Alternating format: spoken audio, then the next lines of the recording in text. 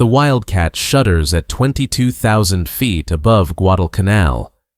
Major Robert Gaylor rolls inverted, looking down through his canopy at the formation below. 27 Japanese bombers crawl toward Henderson Field like fat beetles in tight formation. 30 Zeros weave above them in a protective pattern, their polished aluminum skins flashing in the tropical sun. Gaylor has 8 planes against their 57, and his hands are numb from cold in the thin air. His oxygen mask smells like rubber and old sweat, and he can feel his heartbeat in his temples. He watches the Zero formation weave left, then right, and waits for the gap he knows is coming. 3 seconds. 2. The Zeros complete their weave, and for exactly 2 seconds, a section of bombers sits exposed. Now. He shoves the stick forward, and the Wildcat's nose drops vertical.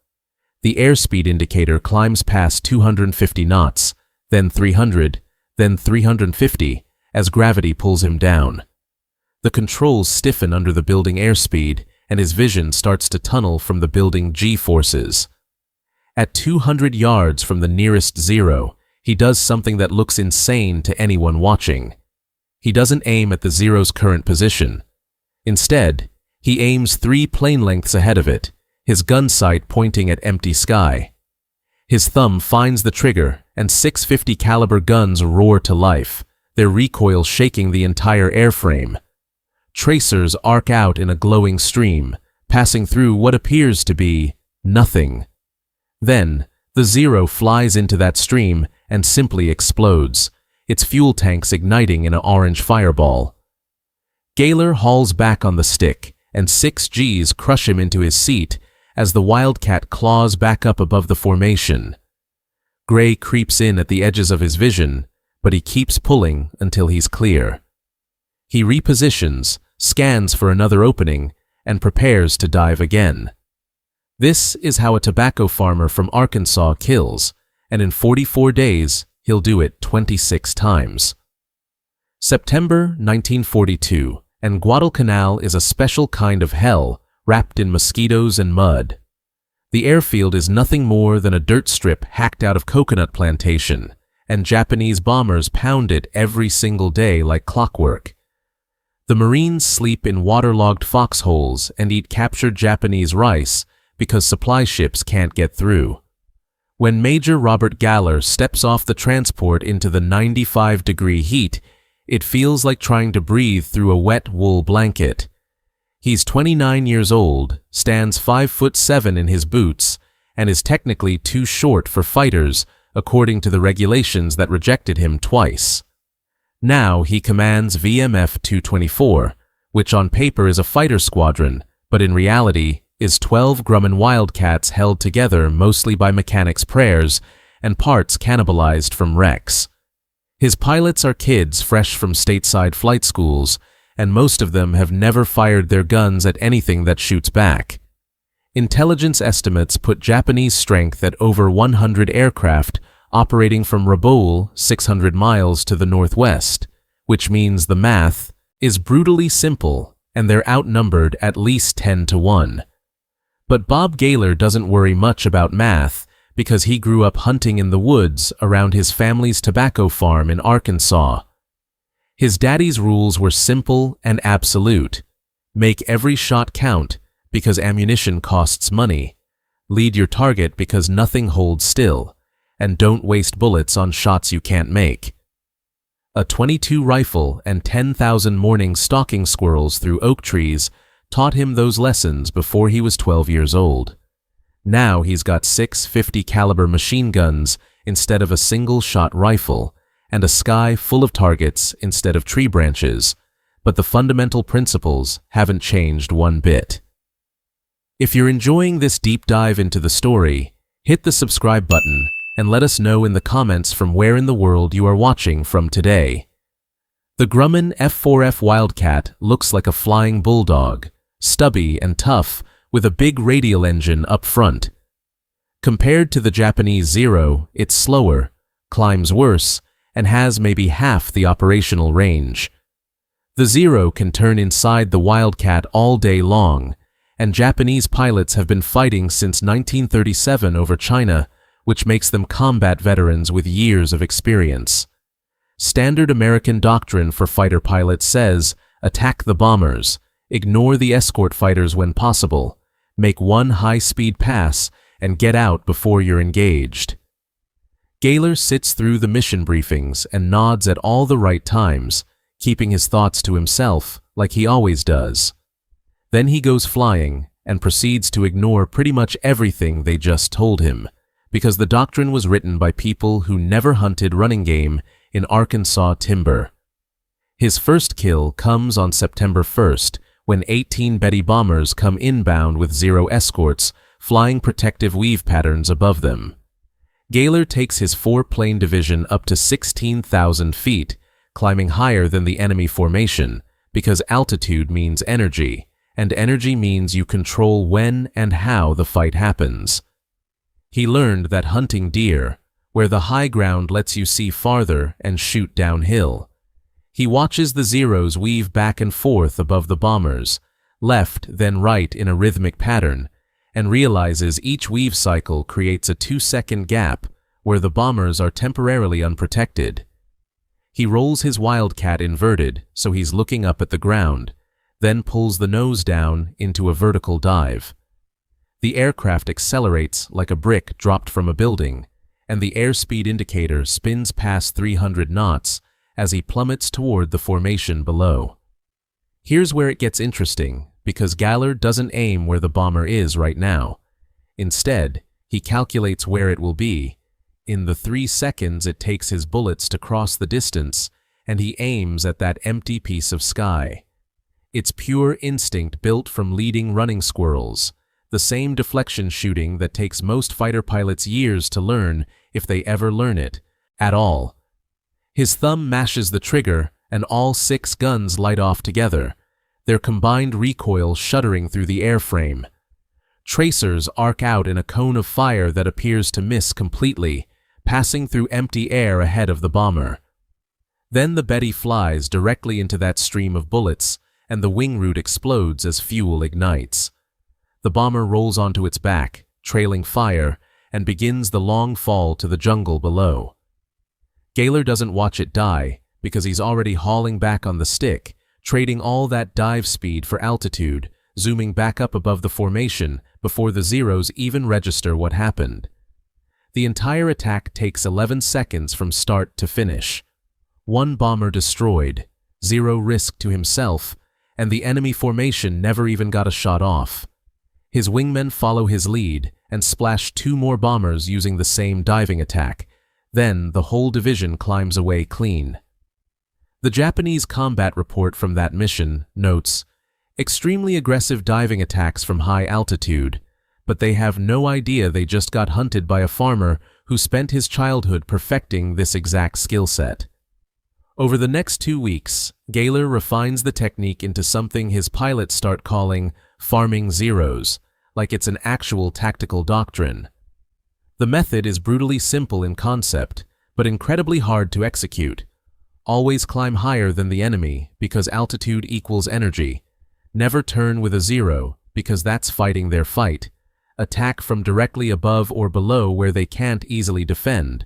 And most importantly, aim where the target will be instead of where it is right now. That last part is what separates Gaylor from almost every other pilot in the squadron, because deflection shooting is the single hardest skill in aerial combat. Most pilots never really get it and end up spraying long bursts of ammunition in the general direction of the enemy, hoping something connects. Gaylor fires short, precise bursts of maybe 2 seconds, and his gun camera footage shows the same eerie pattern every single time. He shoots at empty sky, and the enemy aircraft flies into his bullets like they're being pulled by strings. His ammunition efficiency is off the charts compared to other pilots, averaging under 400 rounds per kill, when the typical pilot burns through 1,000 rounds for the same result. He's not spraying and praying like most fighters. He's placing his shots with surgical precision, because that's what you do when every bullet matters. September becomes October, and Gaylor is flying 4 missions a day, sometimes 5 when the Japanese really press. There's no rotation policy, no relief force coming to give Henderson Field's defenders a break. You fly until you're dead, too wounded to continue, or so sick with malaria that you physically cannot climb into the cockpit anymore. The airfield itself is under constant attack, with Japanese destroyers shelling it every night and bomber formations hitting it every afternoon. The control tower is just sandbags stacked around some radio equipment, and mechanics are keeping Wildcats flying with no spare parts by cannibalizing wrecked aircraft for components. Pilots sleep in flooded foxholes, eat whatever they can scrounge, and fight a losing battle against dysentery and malaria. Gaylor loses 20 pounds in 3 weeks, and his hands develop a constant tremor from exhaustion. But none of that matters because there's another mission brief at dawn and Japanese bombers inbound by lunch. His tactical approach spreads through the squadron like wildfire as other pilots watch his gun camera footage and see what's possible. They start copying the high-side diving attacks, the energy fighting, the boom and zoom tactics that use the Wildcat's strengths instead of trying to match the Zero's turning ability. It's working better than anyone expected, and Japanese bomber formations start turning back before reaching their targets because their fighter escorts simply cannot protect them from attackers diving out of the sun at 400 knots. Gaylor's personal kill count climbs steadily, 5 confirmed, then 8, then 12, and the pattern in his gun camera never changes. He fires into empty space with absolute confidence, and the enemy dies. On September 27th, the Japanese commit everything they have to one massive raid. 27 bombers escorted by 30 Zeros, 57 aircraft total, come south to obliterate Henderson Field once and for all. Gaylor scrambles with 8 Wildcats, and the math is so lopsided it borders on suicide. But he doesn't think about the odds. He thinks about the gaps in their formation and the timing of their weave patterns. At 22,000 feet, he positions his division above the enemy formation and waits, watching them commit to their bombing run where they can't maneuver effectively. The moment they're locked in, he rolls inverted and dives. The first Zero explodes before its pilot even knows Gaylor exists, and he's already climbing back up before the debris field clears. His engine screams as he claws for altitude, and he's gulping thin oxygen that barely keeps him conscious. Vision grays at the edges, but he ignores it, repositions, and dives again. Another Zero dies, then a bomber, then another Zero as Gaylor works through the formation, like a farmer working through rows of crops. Each dive is perfectly calculated, each burst precisely aimed at where the target will be, and each climb takes him back to safety before the enemy can react. By the time his ammunition runs out, 5 Japanese aircraft are tumbling toward the jungle, and the squadron as a whole has splashed 11 enemy planes. The surviving bombers jettison their bombs into the ocean and run for home, and Henderson Field survives another day. When Gaylor lands, his fuel gauge reads empty, and the ground crew counts 14 bullet holes in his wings that he doesn't remember taking. If you find this story engaging, please take a moment to subscribe and enable notifications. It helps us continue producing in-depth content like this. October 3rd brings 2 more Zeros that die to a rolling scissors dive he invents on the spot, spiraling down while keeping his nose pointed at the target. The Zero pilot tries to follow the maneuver and can't match it, and Gaylor's bullets find him at 300 knots in a 60-degree bank. It's physics married to instinct, mathematics written into muscle memory through childhood. The really crazy part isn't the kills themselves, it's the efficiency. While average pilots are burning through 1,000 rounds of ammunition to down a single enemy aircraft, Gaylor is doing it with less than 400 rounds because every burst counts, and nothing is wasted. He's not fighting, he's hunting, and there's a fundamental difference between the two approaches. 44 days into the Guadalcanal campaign, and malaria is killing American pilots faster than Japanese bullets. Gaylor's hands shake constantly from exhaustion and malnutrition. He's fighting dysentery that leaves him dehydrated and weak, and he hasn't slept more than 3 hours straight in over a week. None of it matters, because there's another mission brief at 0500, and Japanese bombers will be overhead by noon. His confirmed kill count stands at 26 now, a record for the Guadalcanal campaign that nobody else will match. Then, October 12th happens, and changes everything in the worst possible way. He's flying a routine patrol at 8,000 feet over the jungle when his engine quits without warning. There's no battle damage, no indication of mechanical problems, just the Pratt & Whitney coughing once and going completely silent. Suddenly, he's gliding a 6-ton fighter aircraft with no power, and the ocean is too far to reach. He aims for a small clearing in the jungle canopy, drops his flaps to bleed off speed, and rides the Wildcat into the trees at 90 knots. The impact is catastrophic as wings shear off, the fuselage cartwheels through the canopy, and his seat tears free from the aircraft with him still strapped in. He hits the ground, and everything goes black. 3 days later, he wakes up on a Navy hospital ship with a shattered collarbone, broken ribs on both sides, and a concussion that makes thinking feel like walking through mud.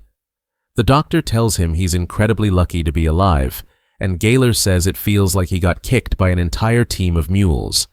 His war is over, at least this part of it. President Roosevelt pins the Medal of Honor on his chest in 1943, and the official citation mentions 26 confirmed victories achieved in just 44 days of combat. What it doesn't mention is the tobacco farm in Arkansas, the .22 rifle, or the 10,000 squirrels that taught him everything he needed to know. That's the real story that nobody talks about in the official histories. Bob Gaylor didn't invent revolutionary new tactics because he was some kind of tactical genius.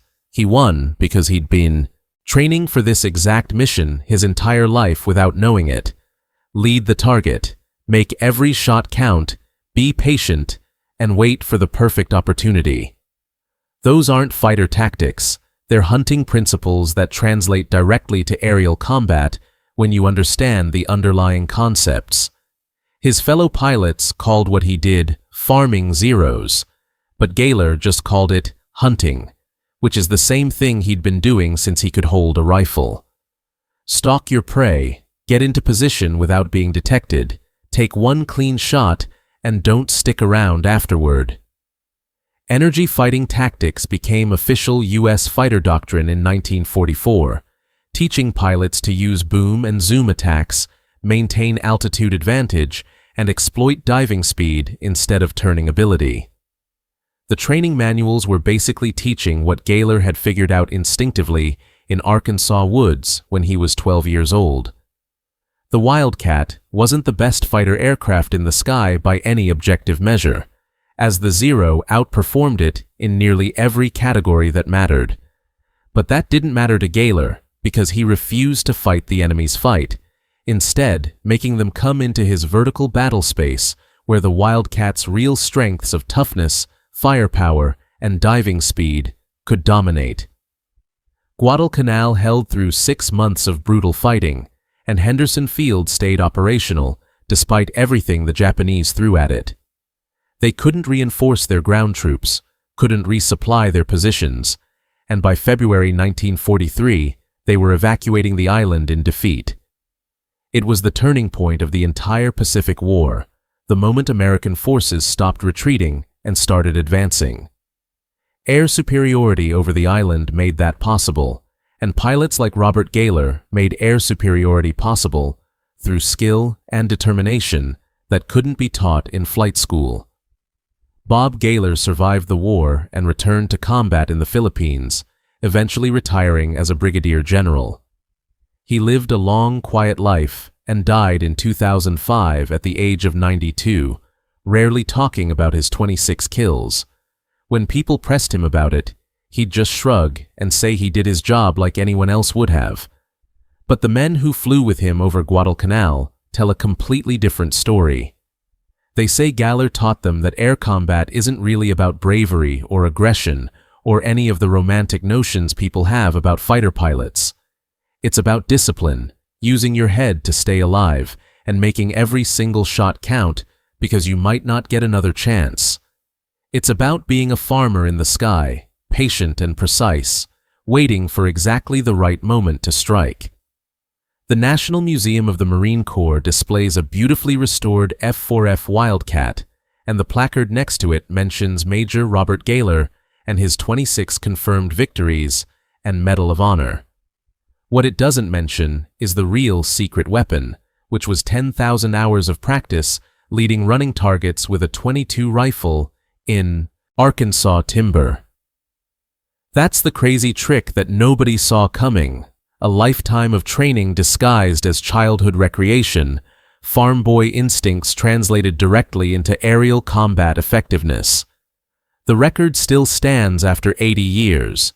26 Japanese aircraft destroyed in just 44 days of combat, achieved not with superior equipment or overwhelming numbers, but with patience, precision, and the unshakable confidence of a man who'd been shooting running targets since before he could drive a car.